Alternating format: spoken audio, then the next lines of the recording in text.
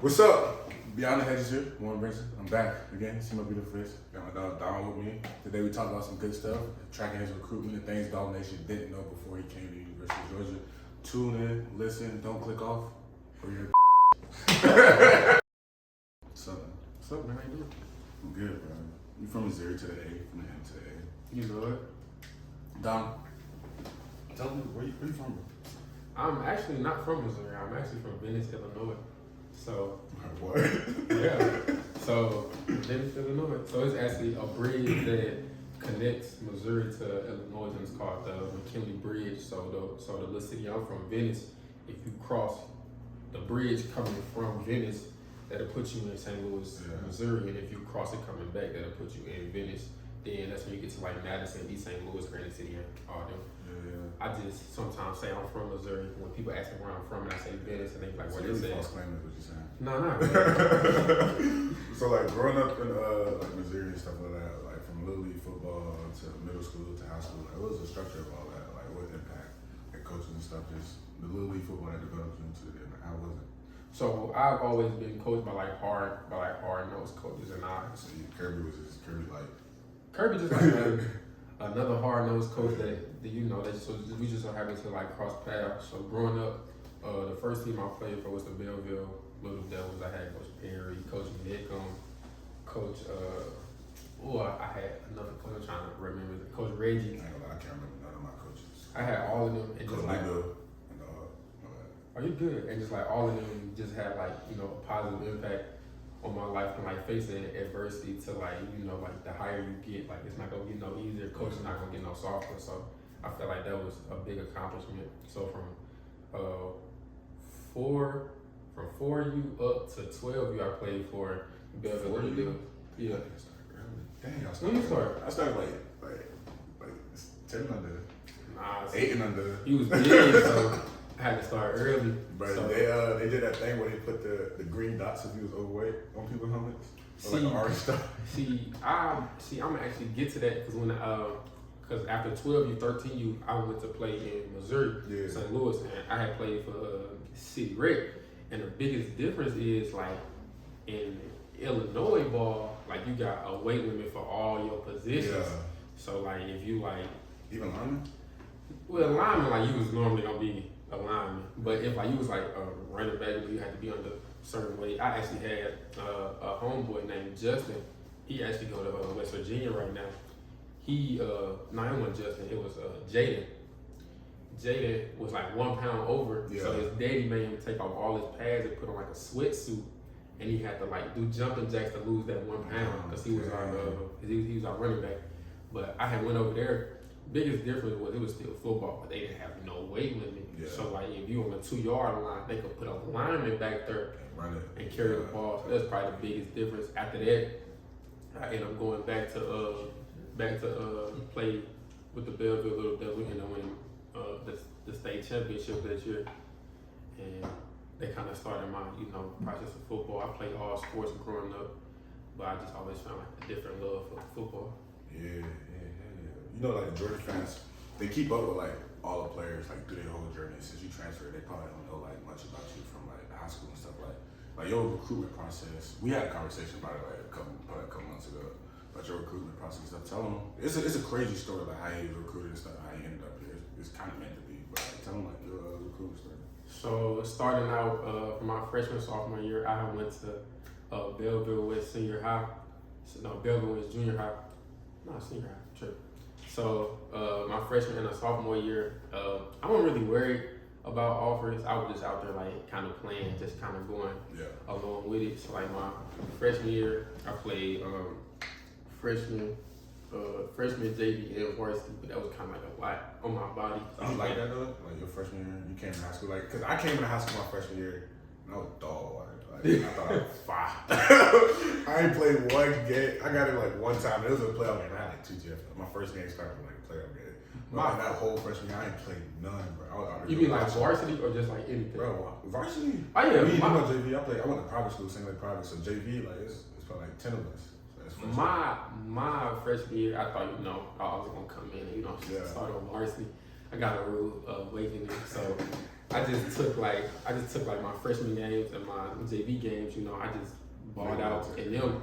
So it was one varsity game that I only got in like one play though. He threw me a go ball. He like overthrew it. Yeah, No, he overthrew it. And then the coach had took me out. Yeah. And I told the coach after that game, like not cause I didn't really get in. It was just cause playing freshman and JV and varsity was kind of a lot on my body. So I told the coach, I'm just waiting until. Wait, you said freshman, JV, and varsity? Yeah, so we had a freshman team. We had a JV team, which was junior varsity. Yeah. And you had a varsity team. So I had 3 different teams? Yeah. Oh, that's different. So then, my freshman year, I just stuck playing freshman and JV. Then I was like my sophomore year, you know, I was looking at all the guys that was gonna leave or like do what they was gonna do, and I said that's gonna be my year. So started off pretty well. I actually my sophomore year ended with like 27 touchdowns, but like I was really just raw. Like I was just running go balls and slants and screens. Yeah, no real route running. Just Nah, just but like you know, it was fun for me. I was scoring the ball. But what it's like, bro? I'm a big man, so I don't do that. But what it's like when you got that ball in your hand, and you running like, what be going through your head? Like juke, left stick, right stick, X. What be going through your head? Like when you running the ball? Man, for me, honestly, I just be trying to get to the end zone, like by any means necessary. Like when I was little, I was one of them kids. I'm gone. Basically, so then I was me. Honestly, I was like one of them kids. Like I don't know, when I was little, I did not run out of energy. So like I went from sideline to sideline until I made it to the end zone, stuff like that. But when I got to high school, it was basically just like get the ball and just go. Yeah. You know, we're not really trying to do too much juking because like. You would be surprised how many times like, you can actually split somebody. Like there's 2 people right there, you can still split them. Yeah. So that was just my thing. So freshman year, I'm really tripping off as freshman year because I'm only a freshman. Sophomore year, off the year, I went crazy. I thought I should have picked up like a couple offers. You picked an office? I had like some interest like Bowling Green and stuff like that, but I always. What's y'all classification? Because 27 touch is crazy. What you mean, like classification, like single leg? I have that. Ooh, we was 6'8". We was 6'8". What's the biggest? Biggest is 7'8". Damn, man, I think that's crazy. So then, like, I didn't feel like it, but I also felt like. I mean, I had to offer myself. Yeah, so then, like, I was just like, so I was, and then my head coach was actually Coach Pettis. He actually stayed like 30 minutes from like this area because he had to move back. He was a head coach at Belleville West. He had to move back here to take care of his grandma because she had got sick. So, not gonna lie, when he left, he kind of took like a piece of me with him. Yeah. And like, I ain't really, I ain't really see like no point instead of staying there. Yeah. No disrespect for the coaches that was there. He just took like a piece of me with him. So, when he left, I went over down the road to the East St. Louis Flyers, and I had the talent. They had the platform, and really all I had to do was just go down there and just play football. And then that's when my offer started to pick up. I probably had, not to brag, but I probably had every offer except like Texas A&M, Florida, stuff like that. But I had got all the offers that I wanted from like the Bama's, the LSU's, the Georgia's, stuff like that. So actually got a crazy story. So yeah, this story ain't tripping out. So like as the recruiting process going along, everybody remember COVID, right? Yeah. So boom, COVID happened. Shut down. So you was in high school when COVID happened? Yes, yeah, I was a COVID baby. I was I was doing winter workout. You did dog time with us. We finished dog time, we go home, COVID. I'm like, dang, it's only gonna be a couple weeks. Man. So then I had set up my recruiting visits. Dog Nation, do not get mad, but I was probably gonna go to LSU for what they had did for Jamar Chase and Justin Jefferson, like that. Afterwards. What they had did for them. So I had my two main visits set up. It was gonna be Alabama, LSU, and I was gonna kind of go from there. You had the main Georgia like the side chick. Nah, Georgia was like, I was a side chick for Georgia because, they had like a hometown kid and, like I had kind of understood it. So, there wasn't no hard feelings. So we doing that. We get ready. Me, my mom, my pops, we ready to pack up. Boom, a week before we finna head to Alabama, COVID hit. But then how like they was talking about it was only gonna last.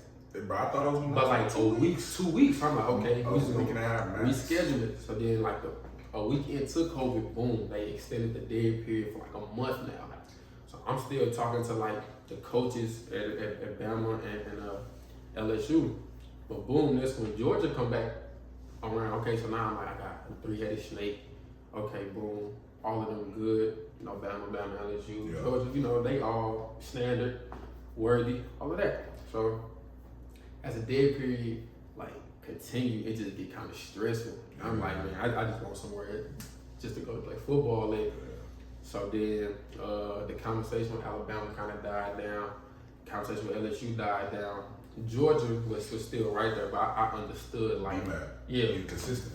Brian McClendon, Coach B, like my coach. Consistency pays off. He was there, and like I just felt like that, like he was like there, like wholeheartedly, like wasn't there, like just to give me type stuff. But then I think we had ended up taking the hometown kid, so I was like, that's cool. So I shifted my mind from the SEC to like other conferences. Yeah. So I started to like think that like, you know, you don't have to go to the SEC to like go to the league or like, you know, fulfill your dreams, but that is like the main one that like people look at. So fast forward, I end up committing to Arizona State. Yes. AZ. The Sun Devils. My boy Chad Johnson over there, shout out Chad. My boy Isaiah Johnson, cornerback, shout out everybody. Sun Devils. You'd have been lit out there and took you to. I would have been smooth, but you know, Jaden would have left. Yeah, and then it would have kind of like left me in a bind. That's why I say, you know, God working mysterious ways. Yeah. So do that, talking to the coach. I verbally commit. 2 weeks before signing day, Dog Nation. 2 weeks before signing day, I get a call like late, like 11:50 at night. You don't want no call 2 weeks before signing day this late. This only one thing. So what the area code was, like you looked at the phone, that's what it I was like, nah, it was the position coach that was recruiting me, Coach P. From Arizona? Yeah, and I'm a kid, I'm excited, I just like committed, so like I'm, you know, on there playing the game, I'm hyped playing. I get a phone call, I tell my guys that I'm on the game with, shout out Ravion, Tommy, T-Baby. You ever met him in real life? Who did? Ravion, that's my brother, and Tommy, that's my brother. I got like a group of friends on Xbox I've never met in person, but I've known my homeboy Ravion got. I swear I've known him for like 10 years. My homeboy Ravion got some people like that. One dude I know for sure, he called him OG, bro, like 38, but he cold at Call of Duty. Bruh, we got he cold at Call of Duty. I got an old head like that I play with, and I call him Royal. I just call him my gamer tag. I don't know what this man look like, but I've been playing video games with him since I was like 10 years old. I don't know what he looked like. You honestly meet like some long life friends on the game. On the game, brother. I done met some long life friends just playing 2K. Like we just ran up the street. We done sent each other friend requests. We asked each other like, you trying to get on the game. So yeah, because he had called me, and like I could just kind of hear it, and like his voice, he's like, Dom, I got some bad news. Damn. I'm thinking that like, you know, like I can't, you know, early enroll or something. I might have to, you know, just wait until like the normal time. Yeah. So it turns out like they had took my offer back, and like, you know, they said they was gonna take somebody out the portal. Y'all messed up. And just messed up. When he said that, it just kind of like took me for like a loop, cause like now I done told, and stuff like that. Yeah, basically, cause like now I done told like other coaches in schools that I done found my school, I'm good, you can start recruiting me, this, and this. And then boom, this happens. I kind of like, I ain't even really like feel like talking. So I just said, appreciate you, coach. And I get a phone to my mama. So I just went in my room and, you know, I just put my head down. I even turned the game off. Like I ain't tell like my father. I gotta get off. I just turned the game off. So boom, man, did that. My mom asked me, what you want to do? She's like, do you want to reopen your recruitment? And I was like, yeah, but I was like, but boom, Mizzou was there too. Yeah. But like Mizzou, I felt like was always there too, just like being like down the street, hometown hero, you know, stuff like that. So my mom was like, you got two options, you know, you can reopen your recruitment, or you can go to Mizzou. I just felt like the recruit process at that point, it was just getting too stressed. I was like, yeah, bro, anything gonna come back, got you. So, basically, so I took that chance and You went to Missouri. You turned up though. I did that. Like you let SC receive us like shit too. I did. I was gonna say like it's nothing that I regret about that decision. Cause like I said, God works in mysterious ways, and like now I'm here It's and full circle. yeah. So then I feel like Mizzou helped me grow as a man, as a student, as like everything, and it's also like what has put me in this position as well. Georgia about to finish his job, send him off. So Tight. yeah. Bro, all right. So come to Georgia. Like, all right, you led the SEC in receiving yards last year. So when you put your name in the report, I know your phone was like buzzing, just blowing up. Like, why you did? So was it because like what B-Mac did in the beginning and established our relationship, or just why you did? it was All actually the SEC schools, it had to be. no. My only two SEC schools was y'all and Tennessee. Yeah. My other schools was Oregon, Memphis, Arizona. Schools like that. Not to talk down on them schools, but my main focus was I wanted to stay in the SEC until I couldn't. Yeah. Because I feel like that's where like the best competition is. Like you playing like first through third round drafted, first through undrafted. Like you playing somebody good every week that's gonna make you better. Really, what sold me on the UGA was when Coach B-Mac had like flew down to like talk to me, and like he honestly just like really just kept it 100. Yeah.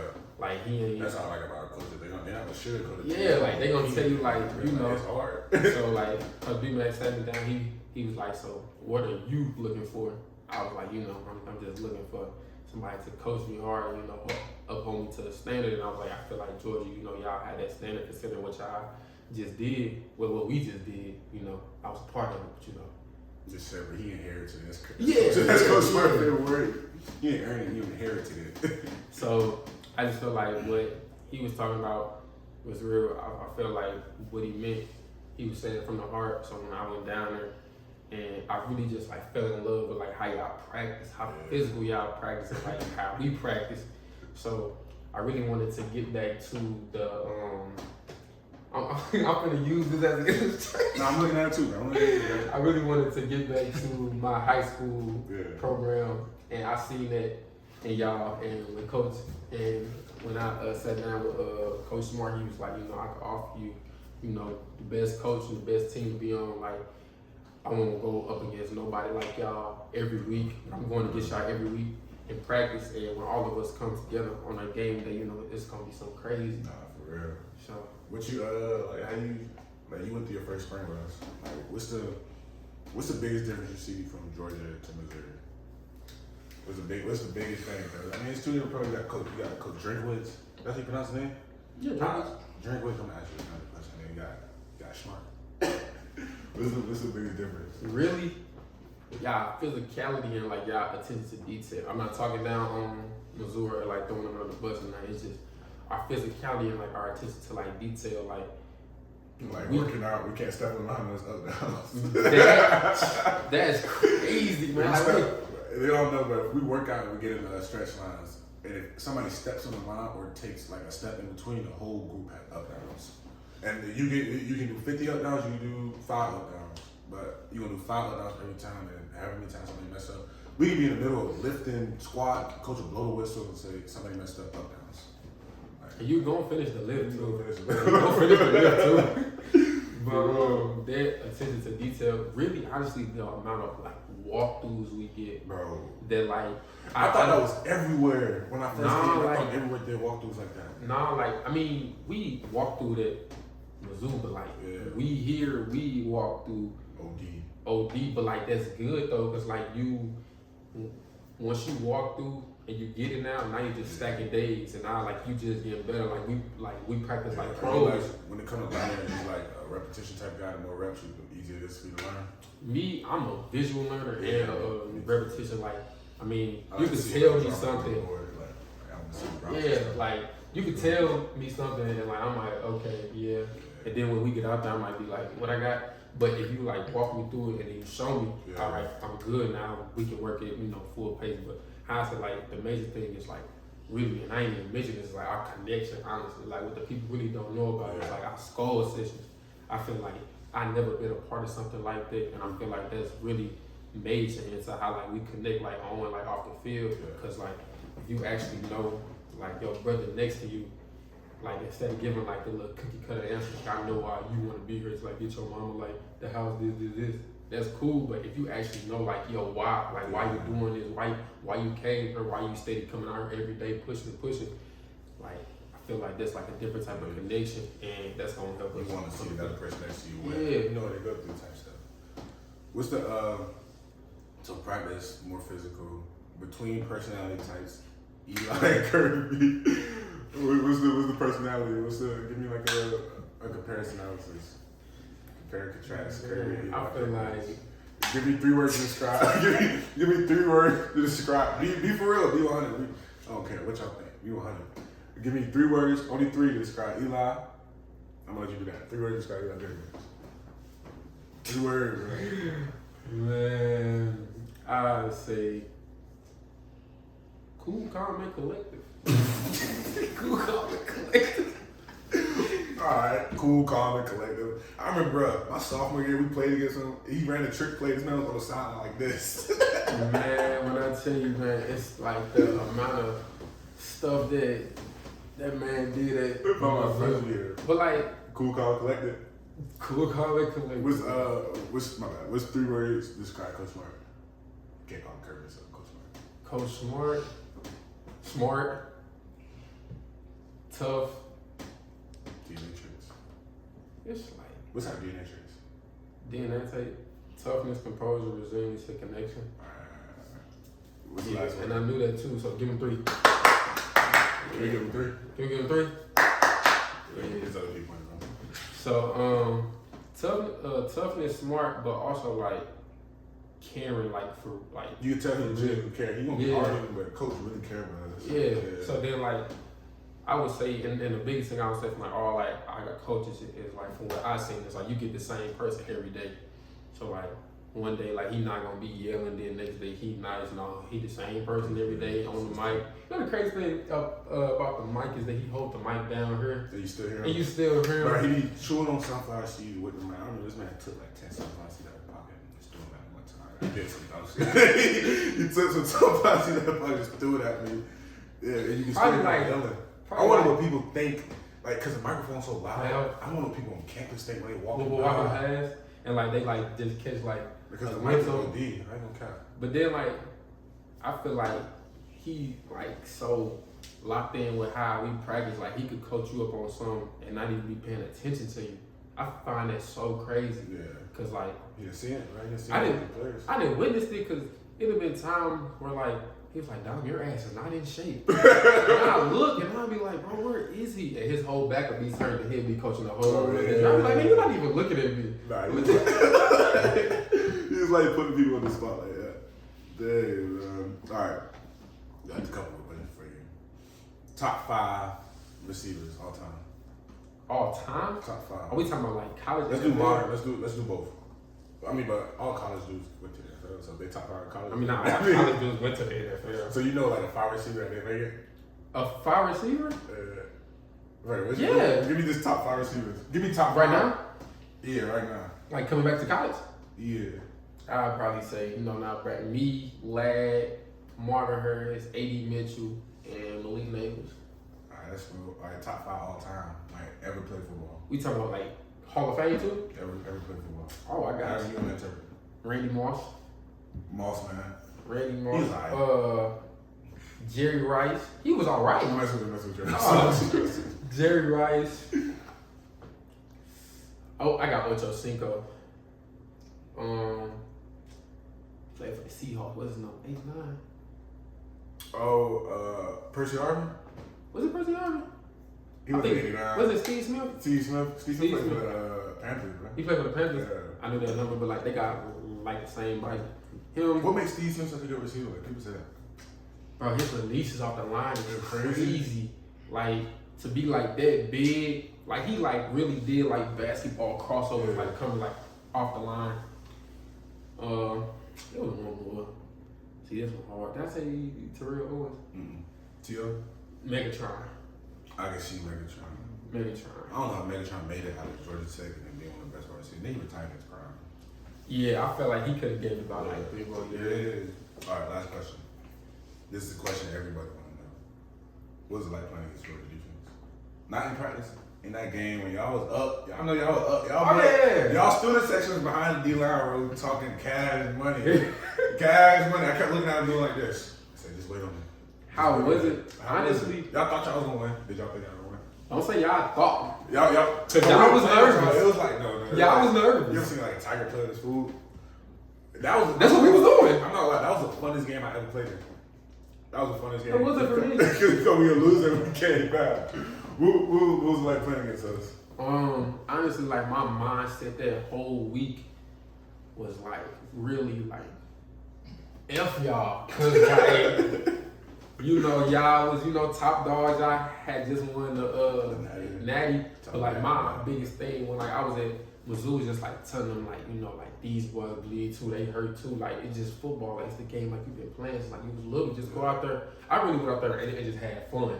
Yeah. Cause like I might not get this opportunity again. Like y'all had like the best secondary, best D line, best offense, all of that. Like this was like a dream come true. Like I always wanted to be on that stage. Yeah. So prime time too, 7:30 at night. Yeah, like how many times do you got tackled that game? Tackled? No, probably about that 4 or 5. Who hit you hardest? I ain't really get hit the hardest, but somebody who caught me off guard, how fast he was, I thought he was slow as Pop. Pop I think Pop, he caught you on like a screen? Pop caught me on like a little reverse, and I was finna try to stop, but he had broke down so good, I just chopped him. Ran your feet through contact. Yeah, then K3 came over there. Cleaned you up.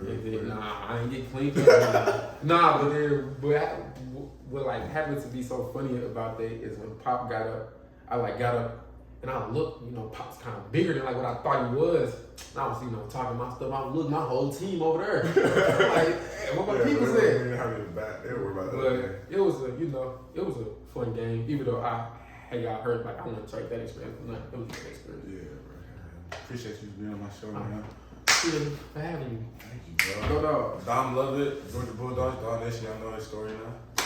See y'all on the next episode.